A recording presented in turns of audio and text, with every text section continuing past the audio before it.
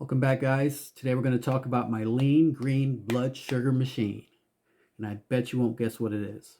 So the benefits and risks of my blood sugar machine for people with diabetes. Before we get started, medical disclaimer. Uh, this is not medical advice. I'm giving you my information, my journey with regards to reversing my type 2 diabetes. And I'm just sharing this information with you. Make sure you seek the advice of your medical provider with any of the information that I share with you here. Okay, let's get started. So if you have diabetes, this food may be a good choice. They're nutritious and have healthy fats. However, they're also high in calories and might cause weight gain or may cause weight gain. I mean, a lot of it's common sense, but we'll talk about that stuff towards the end, and we'll talk about how I incorporate this particular item into my diet and how it works for me. So have you guessed what it is, guys? It's avocados. These guys right here. See it? Love avocados. I have a lot of this stuff.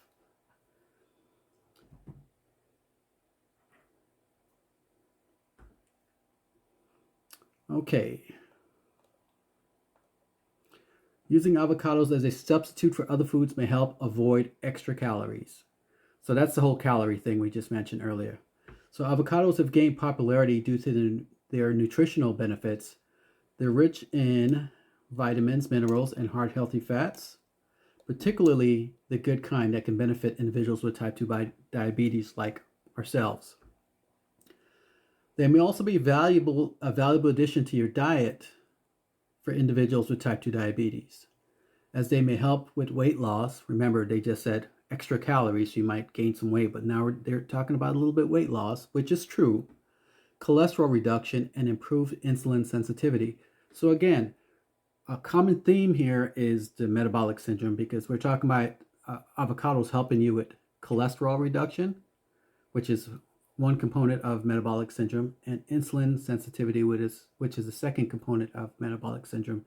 And of course, the third is going to be your blood pressure. So benefits of avocado for people with type 2 diabetes. The number one benefit is it won't cause a blood sugar spike. Avocado is a low carbohydrate food, which means that they have little impact on blood sugar levels.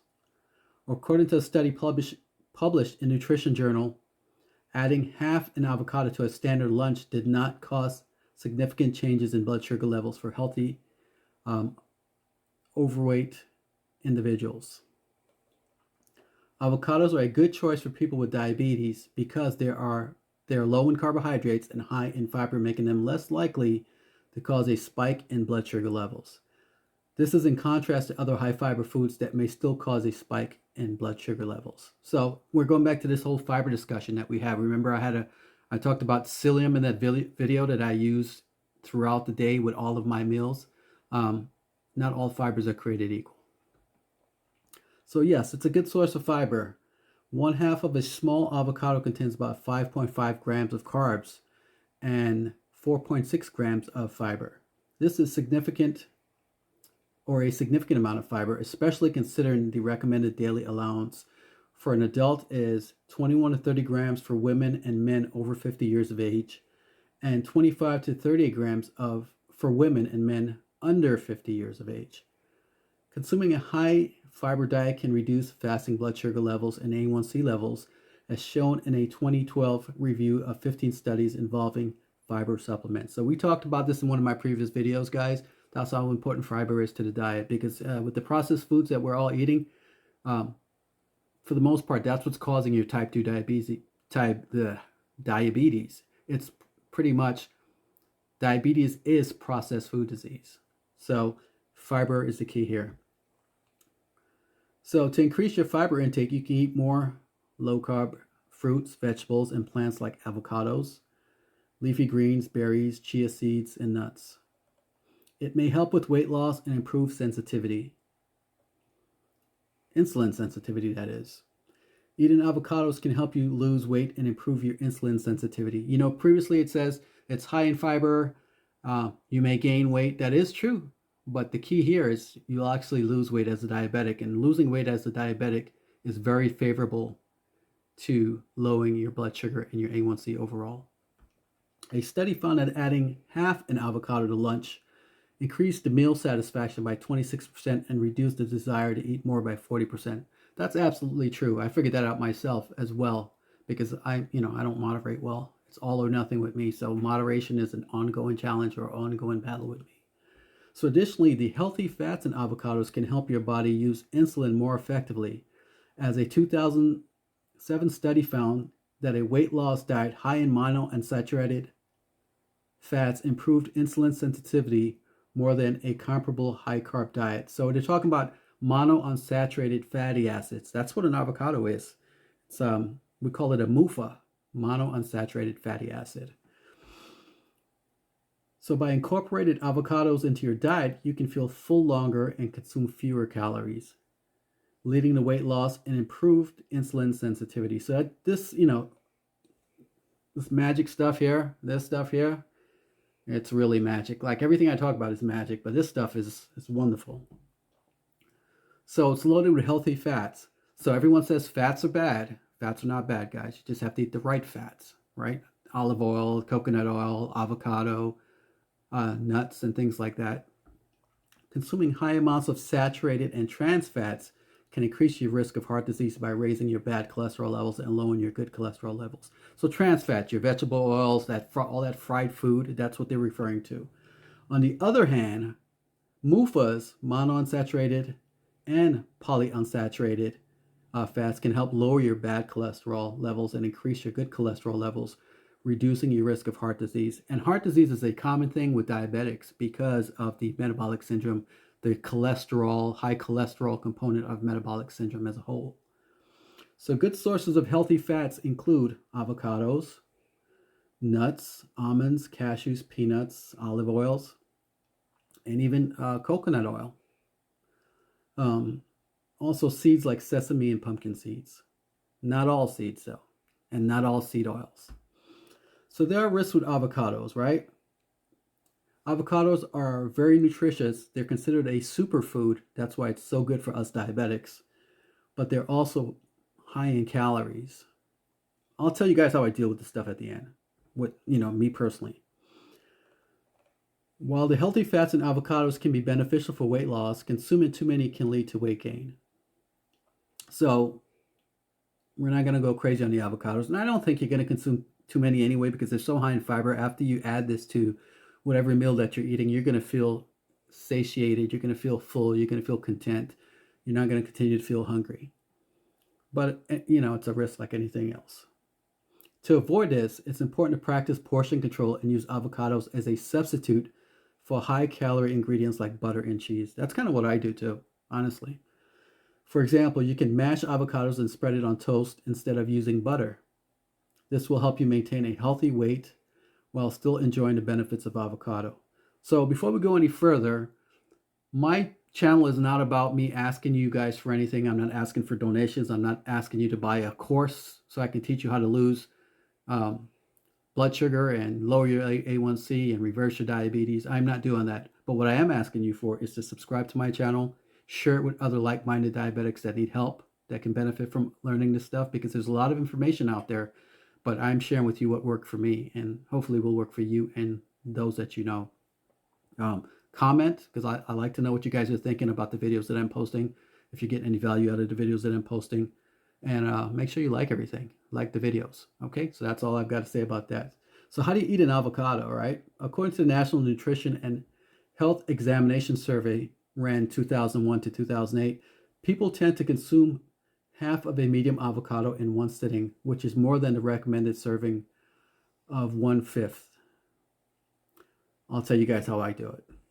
This higher consumption is associated with better overall nutrition, lower body weight, and a decreased risk of metabolic syndrome. Right? Metabolic syndrome, guys. They're talking about it again. So how do you pick an avocado? Like, a lot of people only eat avocados, so they don't really know how to pick it, right? So when you go to the supermarket, this is what you got to do. So typically avocados take a few days to ripen. So it's best to purchase them a few days before you plan to use them. Unripe avocados will be solid green, a few shades darker than the cucumber. So here, right here, these suckers are green, purple, little purplish, etc. While ripe avocados will be a deeper, almost black shade of green. Don't depend on these colors, guys. Before buying, gently squeeze the avocado to check for any bruises or mushy spots. That's what you have to depend on. If it feels squishy, it's going to be over too ripe. It may, excuse me, it may be overripe. An unripe avocado will feel hard like an apple and it will soon soften in the kitchen on a kitchen counter. Once ripe, you should be able to squeeze it like a tomato to test its ripeness. I'll tell you guys how I do it at the end here after we're done with this story. So, how do you cut an avocado up or open it up? To prepare an avocado for eating, first cut it lengthwise.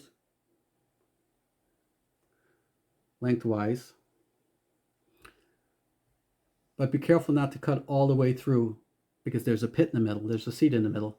Instead, cut until you feel the knife hit the pit, right? Hit the pit, and continue cutting around the avocado all the way around until you end up where you started.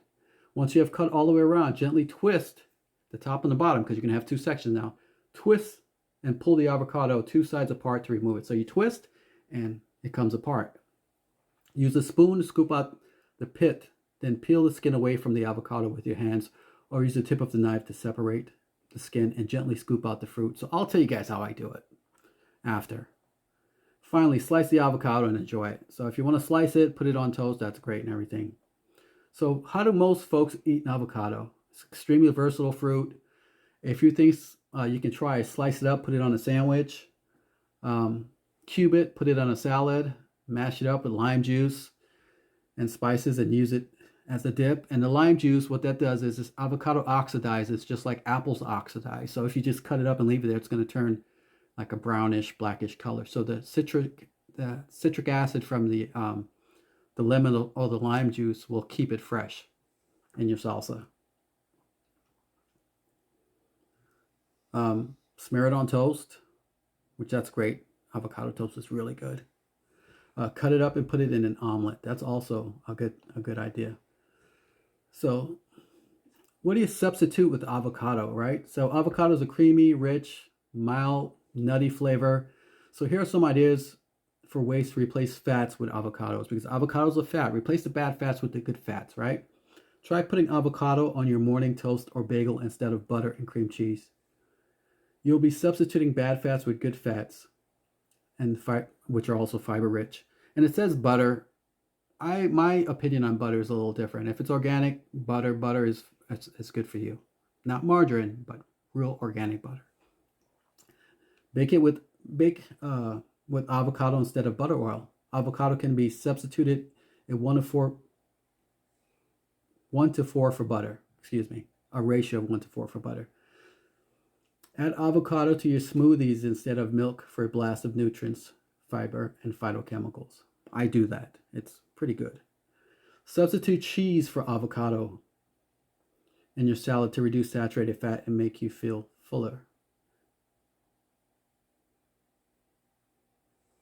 That should say substitute avocado for cheese. So when I was putting this together, I kind of switched it around. So substitute avocado for cheese in your salad to reduce saturated fat and it'll make you feel fuller. So as you can see, guys, my videos are very candid videos, upfront, original. You see who I am. I'm talking normal. It's not polished. It's not cut up. It's not edited. I mean, there's a lot of that around. Sometimes people want to see real people. So I'm a real guy. So some takeaways from this discussion about avocados. They're creamy and delicious. Can't go wrong. They're packed full of vitamins, nutrients, and fiber. The low-carb, high-fiber ratio is good for blood sugar stability, which is the whole reason we're talking about it, because it works for me, and I know it'll work for you. The good fats in avocado can help you prevent diabetes complications like heart attack, stroke, and help you use your insulin more effectively. So heart attack, stroke, blood sugar, that's our metabolic syndrome complications. So how do I use avocado? Well, I cut it up exactly the way I just discussed with you guys.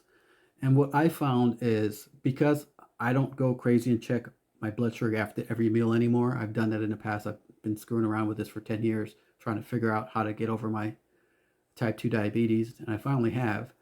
But what I tend to do is with breakfast, I have a half of avocado, and with dinner, I have another half, and that puts me where I need to be in terms of my blood sugar the next morning, my fasting blood sugar, and that results in a very favorable, a good A1C when my doctor goes over and pops the A1C test on me.